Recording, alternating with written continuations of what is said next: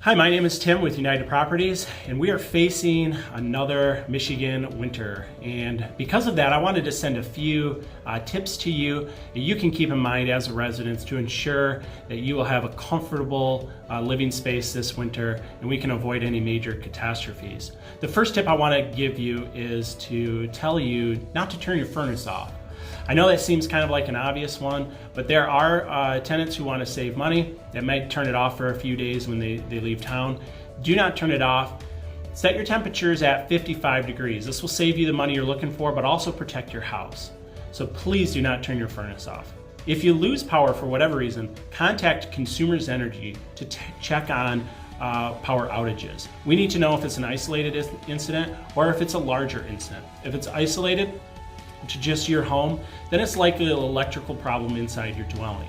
We'll walk you through how to check breakers or fuses and see if we can get that resolved for you to restore your heat as soon as possible. So please contact us in the event of a power outage. The next steps or tips are primarily to do with water.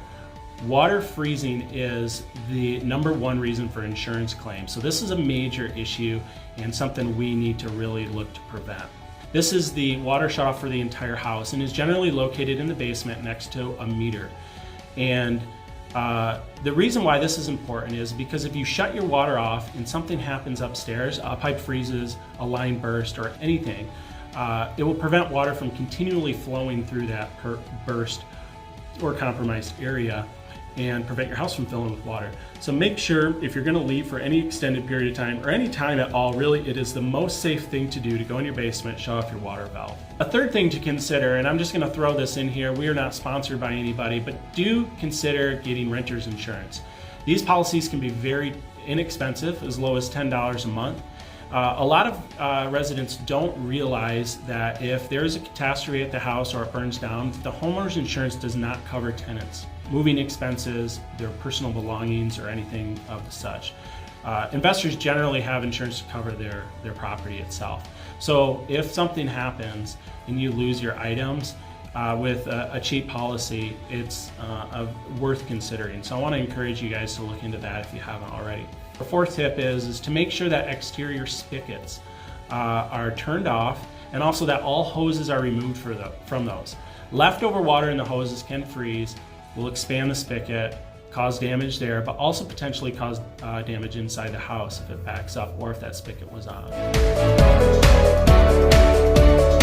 Snow removal. This can be one that you wake up in the morning and you want to skip shoveling, and that day we get 6 inches and the next day you skip shoveling as well. Well, then what's quickly going to happen is ice is going to build up on your pathways, your walkways, your steps, your sidewalks, etc. Make sure you're spending 10 minutes a day clearing those off.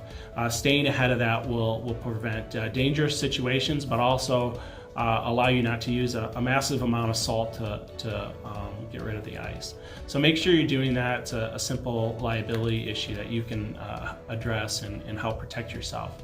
The third thing is to remember space heaters. Obviously use care and caution with those.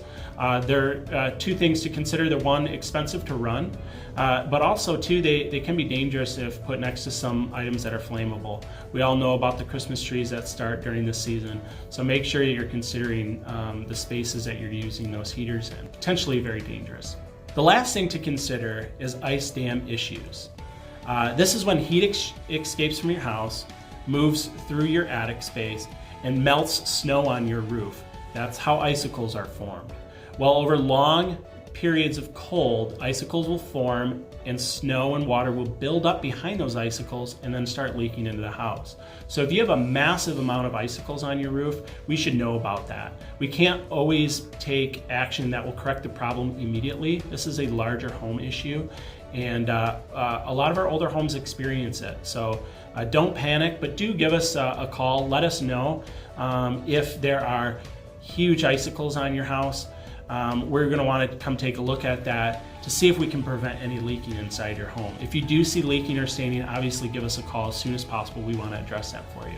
And as always, if you have any questions, please give us a call at United Properties. We're here to help. We want to help. The next couple months are going to be challenging. They always are here in Michigan winter.